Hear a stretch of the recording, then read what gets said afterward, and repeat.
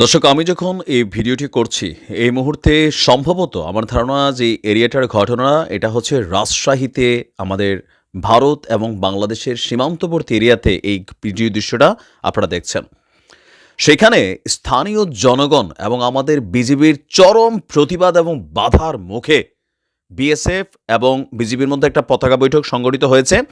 সম্ভবত এখন তারা পিছু হটার চেষ্টা করছে, মানে একদম বাংকার টাঙ্কারের মতন অবস্থান করে বিজিবি এবং বিএসএফ একদম মুখোমুখি। পিছনে হাজার হাজার মানুষ বাংলাদেশের সীমান্ত থেকে তারা জড়ো হয়েছে। ঘটনার প্রেক্ষাপট কি দেখেন, বারে বারে ঘুঘু তুমি খেয়ে যাও ধান, এবার ধরা পড়ে গেছো ওরে সোনার চান।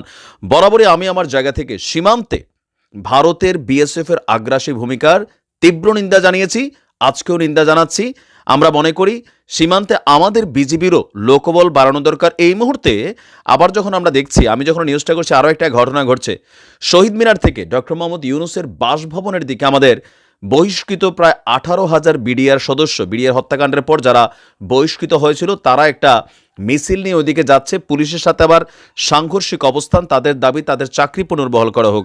So this is the right time. তাদের প্রত্যেককে চাকরিতে পুনর্বহাল করে সীমান্তে পাঠাই দেওয়া দরকার। দেশের জন্য আপনাদের লড়াই করা দরকার।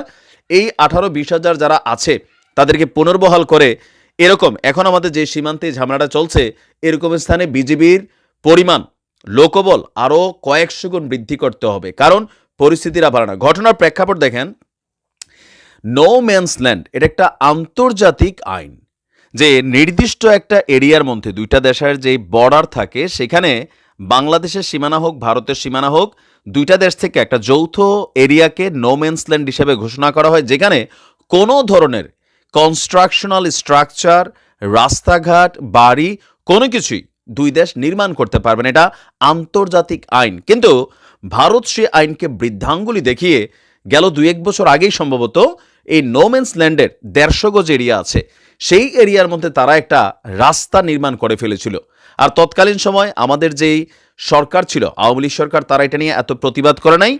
আর এর কারণে ভারত ভাবছে যে না, এখন যেহেতু একটা পরিস্থিতি খারাপের দিকে যাচ্ছে, আমরা এখানে আবার আরেকটু কাজ করে ফেলি, কি নিরাপত্তার খাতিরে তারা এই নো ম্যানস ল্যান্ডে কাঁটাতারের বেড়া তৈরি করার জন্য তারা উদ্যোগ নিয়েছে। এমনকি কিছু অংশে তারা পিলার টিলার বসাইয়া বেড়া দিয়েও ফেলছিল। এর মাঝখানে আমাদের স্থানীয় যে জনগণ আছে সীমান্ত বসবাসরত, তারা বিষয়টা নিয়ে প্রতিবাদ জানালে বিজিবিও সেখানে ইনক্লুড হয়।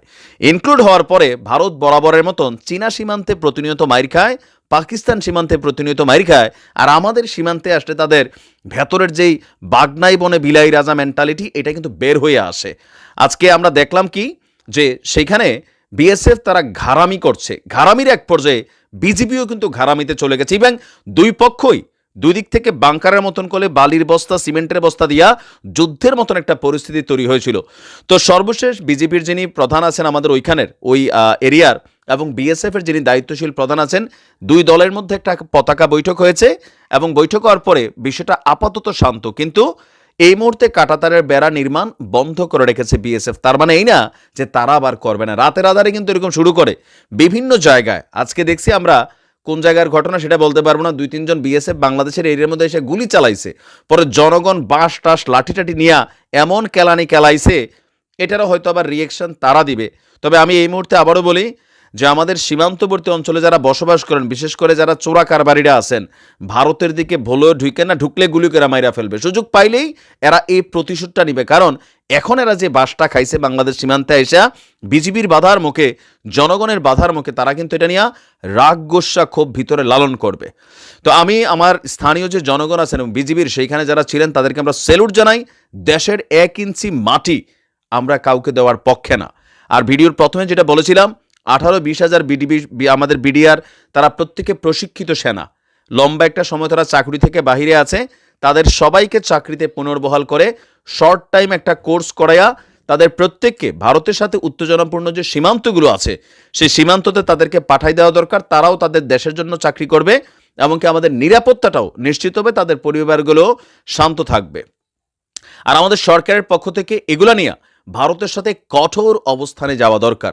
রাষ্ট্র টু রাষ্ট্র ভালোবাসা থাকুক, জনগণ টু জনগণ ভালোবাসা থাকুক, কিন্তু আমার দেশের সীমান্তে অথবা আন্তর্জাতিক নিয়ম নীতিকে তোয়াক্কা না কইরা যে কোনো অ্যাক্টিভিটিস এটাকে তারা বন্ধ করতে হবে, গায়ের জোর দেখে এখানে করা যাবে না। ডক্টর ইউনূসের ইন্টারন্যাশনাল কানেক্টিভিটি আছে, এগুলাকে আন্তর্জাতিক মিডিয়া দ্বারা প্রচারিত করতে হবে যে ভারত বাংলাদেশের সীমান্তে কোন ধরনের স্বৈরাচারী ভূমিকা পালন করে। আমরা আশা করি আমরা বাংলাদেশের জনগণ সজাগ আছি, বিজিবি সজাগ আছে, এবং কি পিঠ দেখানো যাবে না। আজকে যেমন বুক চিতাইয়া আমাদের বীরেরা সেখানে দাঁড়াইছে, তবে বিএসএফ বিষয়টাকে হালকা নিবেন এটাও আমরা বুঝি। আর আবারও ওয়ার্নিং দিয়ে ভিডিওটা শেষ করছি, যারা সীমান্তের এইপার ওপার যাতায়াত করবেন খুবই সাবধান, গুলি করে মাইরা ফালাই দিবে, এটা নিয়ে আমরা কিছু বলার থাকবে না। ভালো থাকুন, আসসালামু আলাইকুম।